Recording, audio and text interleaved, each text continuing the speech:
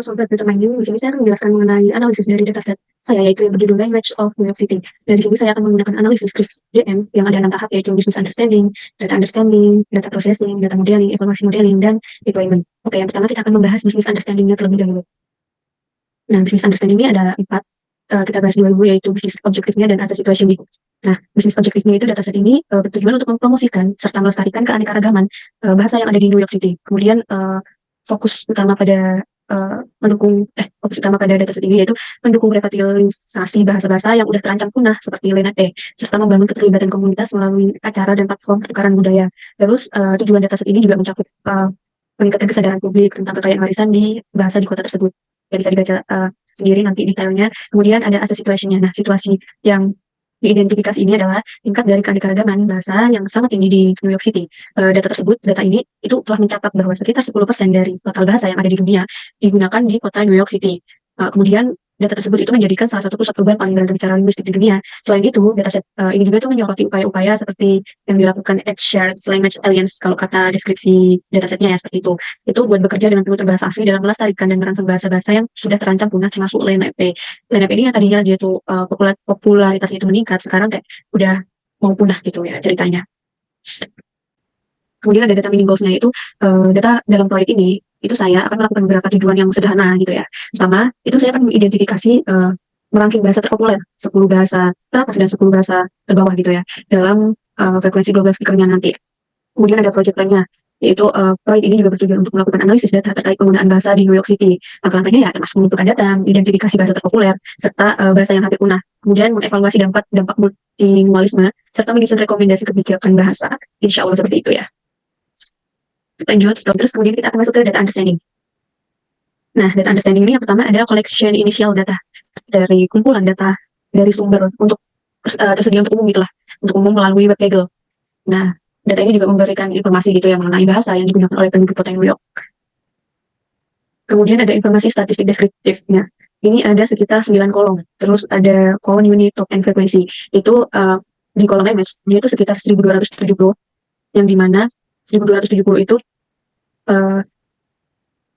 data yang entries ya. Terus ada 730 yang paling keluar di kolom language, yang paling sering keluar yaitu bahasa Lenape Muse. Kemudian ada frekuensinya yaitu sekitar 8 frekuensi. Ya, di kolom lain juga akan diikuti seperti itu, seperti endonym, word region, country, dan lain-lain.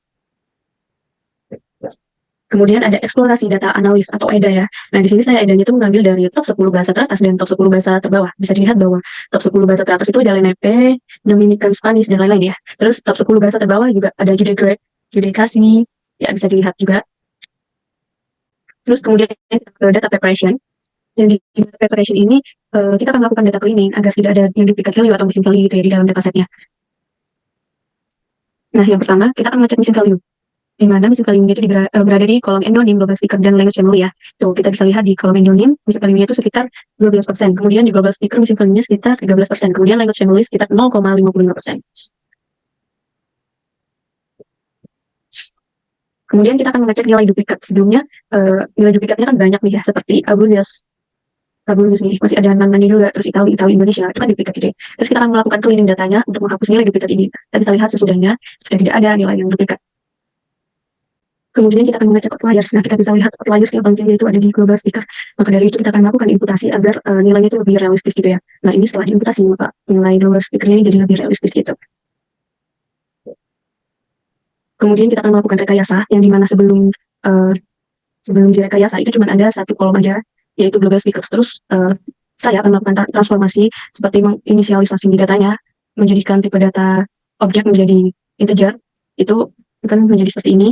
Ada global speaker, size, status, dan global speaker kategori. Itu saya akan menginisialisasikan seperti lebih dari 50 global speaker, itu artinya high. Tapi kalau di bawah 30 atau 50 itu artinya low gitu ya. Terus saya menginisialisasikan kalau low itu 0 dan kalau high itu 1 gitu ya. Jadi itu tipe datanya integer. Kemudian ada penambahan kolom baru yaitu global speaker kategori. Nah, yang kategorinya itu seperti tadi itu yang saya bilang low atau high. Nah, kalau low 0, kalau high 1. Kemudian kita akan masuk ke data modeling. Nah, di sini saya akan menggunakan clustering, karena clustering menurut saya cocok buat dataset saya dengan tujuan untuk bukan memprediksi sih, lebih ke mengelompokkan bahasa yang mana sih yang punah dan mana sih yang masih sering dipakai gitu lah intinya. Nah, ini kita bisa baca tujuannya itu penerapan clustering pada dataset mengenai ragam bahasa di kota New York bisa menjadi instrumen yang efektif untuk menggali pola-pola unik dalam penggunaan bahasa oleh penduduk kota. Dengan menggunakan teknik ini, saya dapat menemukan kelompok-kelompok wilayah dengan jumlah pembicara global yang mungkin memiliki kesamaan dalam pola penggunaan bahasa. Bisa dibaca sendiri. Nah, ini setelah kita modeling, akan ada penambahan kolom yaitu Cummings cluster dan hierarchy cluster. Terus kita masuk ke evaluasi modeling. Nah, dapat kita lihat hasil evaluasi ini menunjukkan bahwa nilai metrik seperti Silhouette score, Kawski-Harada score, dan Davis-Belt score cenderung lebih tinggi untuk yang Cummings dibandingkan dengan hierarki cluster gitu ya. Berarti ini menunjukkan bahwa modeling Cummings itu lebih bagus daripada modeling yang hierarki. Terus ada fitur ranking. Nah, kita bisa lihat fitur ranking yang menduduki peringkat tertinggi itu ada di global speaker kategori. Nah, ini artinya dari global speaker kategori ini menunjukkan kontribusi dalam pengelompokan datanya itu perannya yang paling tinggi gitu ya. Terus ada global speaker, ada status dan size. Kemudian kita akan melakukan tuning di parameter. Ini tujuannya itu untuk mengetahui cluster yang paling bagus itu apa sih sebenarnya. Itu ternyata cluster yang paling terbaik adalah 6. Tapi sebelumnya saya menggunakan cluster 4. Dan artinya saya harus mengulang menggunakan cluster yang terbaik yaitu cluster 6. Nah, ini saya menggunakan cluster 6. Hasilnya berbeda dengan cluster 4 yang tadi. Oleh karena itu, pemodelan selanjutnya kita akan menggunakan cluster 6 juga. Hasil evaluasinya menunjukkan bahwa nilai Silhouette score-nya yang diperoleh itu sekitar 0,52 dan kemudian nilai agglomerative clustering-nya itu sekitar 0,48. Artinya Cummings ini yang lebih bagus untuk memisahkan data dalam cluster-clusternya gitu. Nah, kita bisa lihat cluster pada gambar tersebut itu udah jelas banget menunjukkan bahwa entitas dalam setiap clusternya itu memiliki karakteristik yang serupa satu sama lain dalam jumlah global speaker-nya dan size-nya gitu. Nanti kita bakal lihat di stream week-nya. Kesimpulannya, dalam studi kasus ini, bahasa-bahasa yang hampir punah di kota New York menggunakan dua teknik clustering, Cummings dan agglomerative clustering itu dengan menggunakan Silhouette score. Hasilnya menunjukkan bahwa model Cummings yang memberikan hasil yang lebih baik daripada modeling yang agglomerative gitu ya.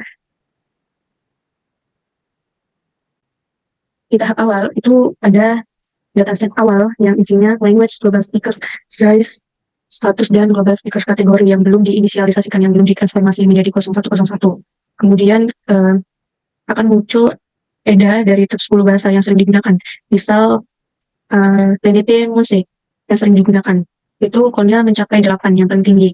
Nah, kesimpulannya bahasa yang paling digunakan dari 10 yang disajikan adalah language LNP musik dengan jumlah penggunanya itu sebanyak 8 kali.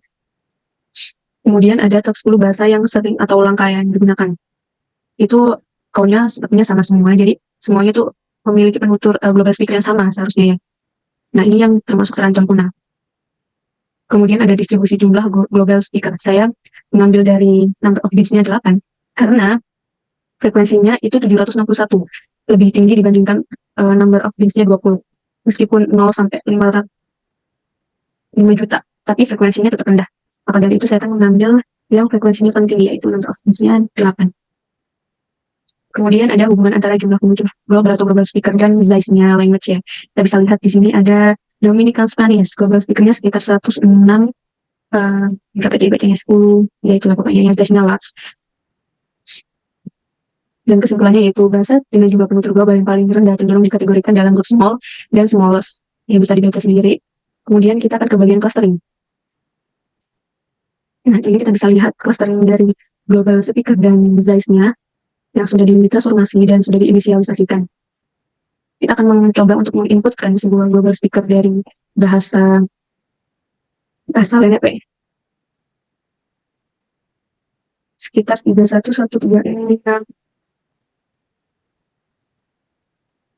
Kemudian size-nya 2.